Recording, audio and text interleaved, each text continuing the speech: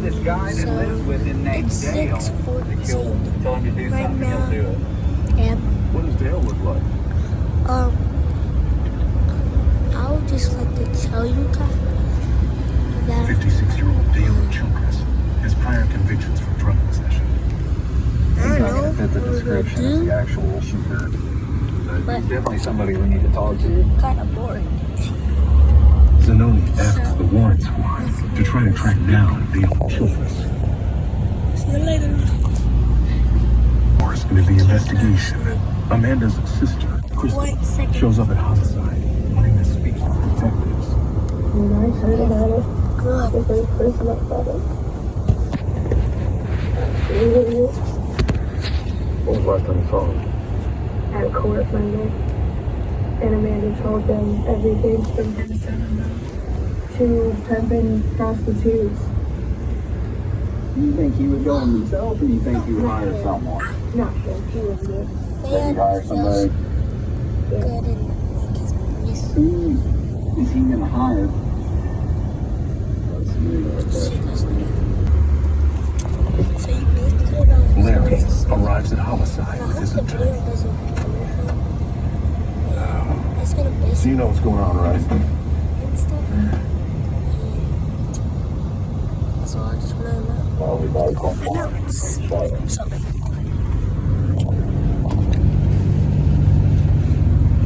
So he's not going to be able to shed any light on this for us. He knows nothing about it.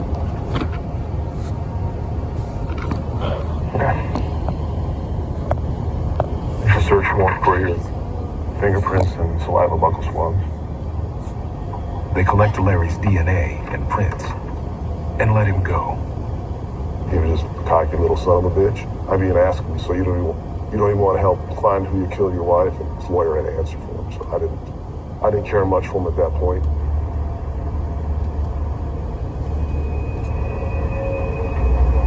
The next morning, From midnight till 9 a.m. it was off. Larry's phone records come in. And he's in Oklahoma City. 9 in the morning. Probably rule him out as being the person who pulled the trigger. Doesn't mean he's not involved somehow, though. As days go by, leads on Jennifer and Amanda's murders run dry. We haven't found the car, and there's no Crime Stoppers tips. That just tells me nobody's talking at this point. It's not good.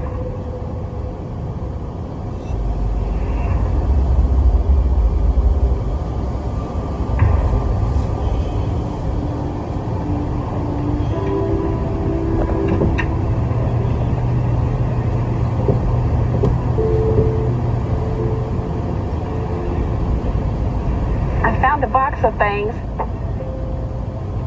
that were Jennifer's that we just packed up and brought home, hadn't gone through. 7 years after Jennifer's death, her mother is still learning to cope with her loss. And she screams that Jennifer has been murdered. And I said, what? And she said, she's dead. She's been killed.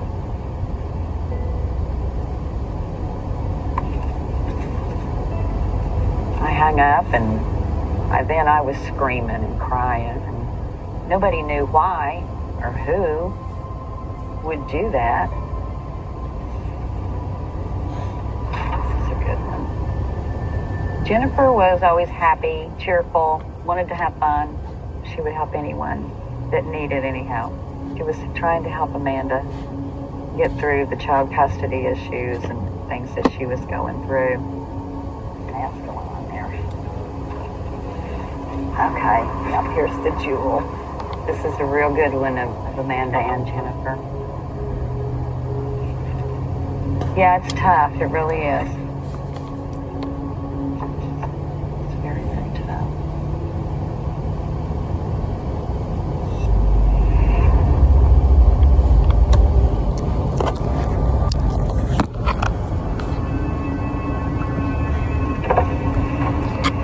Where's the car? Like straight where you're Thank you, Eli Sokol.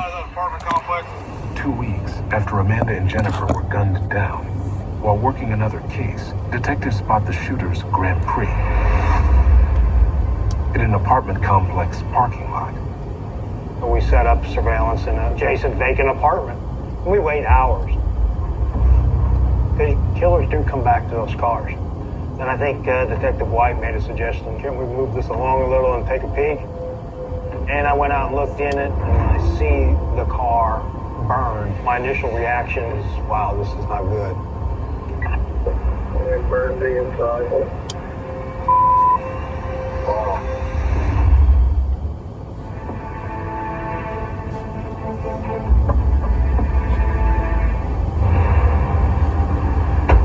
See, the roller coaster continues, baby.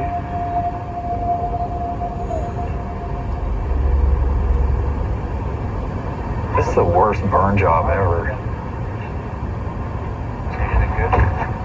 What is that right there? Is that food? Yeah. Detective Diana Bowman spots a bag of watermelon candy and a coffee cup. Maybe they can get something on the outside of it. You never know. You might be able to get something on the inside of this thing too.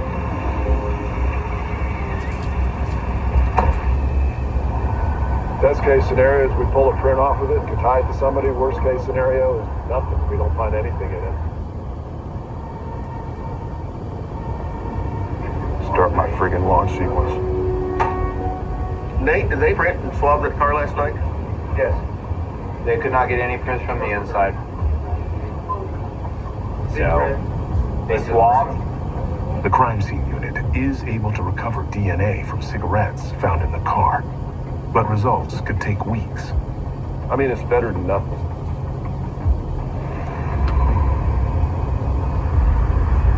The next day, This cup was found burned up in the vehicle that was used during Z's double murder.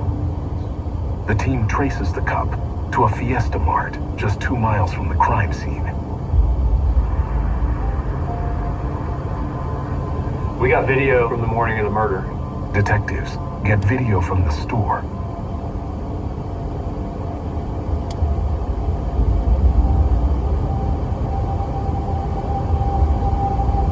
There's a guy getting coffee right there.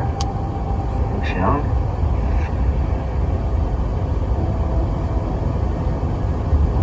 And who's the red shirt guy? Don't know. Zoom on that one.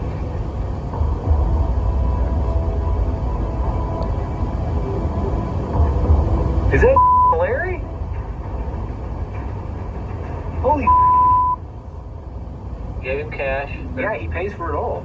Larry pays for the items picked up by the man in the blue hoodie. The baby daddy who's having the domestic disturbance with Amanda is buying stuff that was found in the car that was burned up 3 hours before the murder. Ooh, that's good. That's real good. But how does he Why need the the thing phone? back, though? Because his phone's in Oklahoma City at 9. Is he that planned ahead? Hey, take my phone to Oklahoma City. Or he set it up, took off to Oklahoma City. He's smart enough to plan all that, dude. He's not your everyday dumb. We have Larry Douglas at a convenience store that morning. 7 o'clock, he's in Tulsa.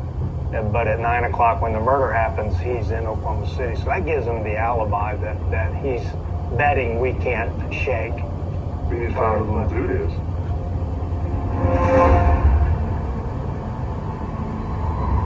The next day, Convenience store found somebody buying the watermelon candy, 41st and Garnett, the night before the murder.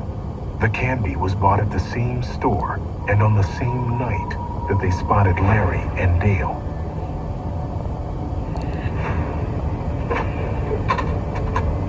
Here we go. They didn't buy it until like 7:30.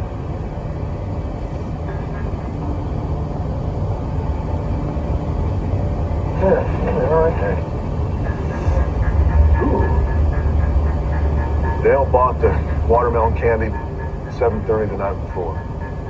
Zanoni checks to see if anyone they saw in the Fiesta Mart footage is in this store when Dale buys the candy. Hold on, stop. Oh, The young kid's gonna be the same kid that was at the Fiesta Mart morning of the murder. All of my witnesses said that he was 140 to 150 pounds. They said that he was tall, thin, goatee. Now that guy, tall and thin. I like that. That looks like a goatee right there. Yeah. The video from the Fiesta Mart with Larry gives us somebody that we can look at as the shooter.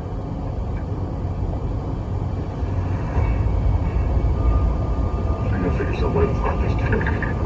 I just asked for his phone records. Where he's going. Would be interesting is Dale's solutions.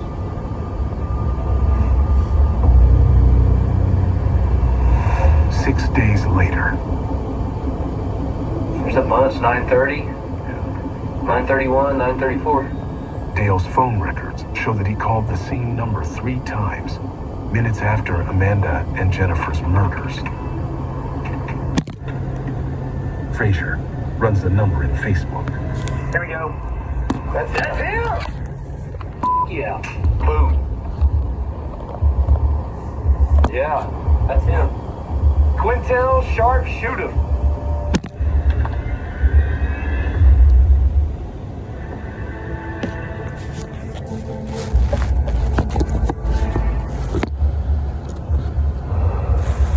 This is Quantel Alverson. Zanoni runs the name, Quantel, along with his phone number, in the database. Yeah, dude. Property assault. 25-year-old Quantel Alverson served 4 years in prison for attempted robbery and assault with a dangerous weapon. Now we've got him on video, we've got him on Facebook, and we got a name.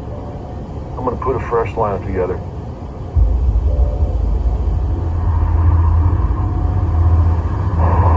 If she picks him out today, I think there's enough there to go get him.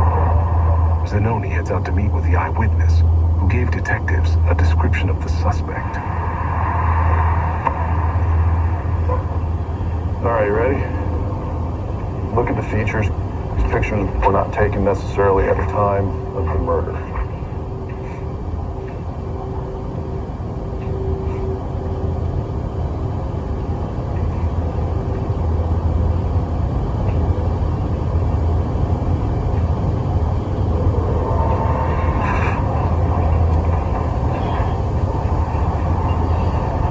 Like, I just remember, like, those eyes looked at me.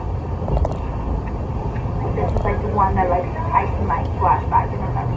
All right, thank you very much. The photo ID was probable cause. Got me enough to get an arrest warrant. I mean, she is the linchpin to this case. If you believe in God, he put her there for that reason. This was not going to get unsolved. 6 weeks after Amanda and Jennifer's murder,